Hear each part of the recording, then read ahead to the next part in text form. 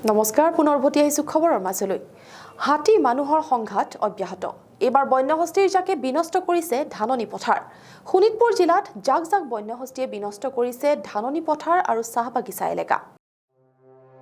বনৰীয়া হাতীৰ ভয়ত কৃষকে আধা কেঁচাতে কাটিছে ধান কাজিৰঙা ৰাষ্ট্ৰীয় উদ্যানৰ ষষ্ঠ সংযোজনৰ পৰা নিশাৰ ভাগত ওলাই অহা জাক বন্যহস্তীয়ে শোণিতপুৰ জিলাৰ কেইবাখনো বাগিচা আৰু গাঁৱৰ বিস্তীৰ্ণ ধাননি পথাৰত ধান খাই তহিলং কৰাৰ লগতে ভাঙি পেলাইছে কলগছকে ধৰি বিভিন্ন গছ-গছনিও বনৰীয়া হাতীৰ ভয়ত অঞ্চলৰ ৰাইজে এতিয়া বিনীত ৰজনী কটাইছে পিছে বন্যহস্তীৰ উপদ্ৰৱ অব্যাহত আছে যদিও বন বিভাগে এই ক্ষেত্ৰত কোনো ধৰণৰ পদক্ষেপ গ্ৰহণ নকৰাৰ অভিযোগ উত্থাপন কৰিছে ভুক্তভোগী ৰাইজে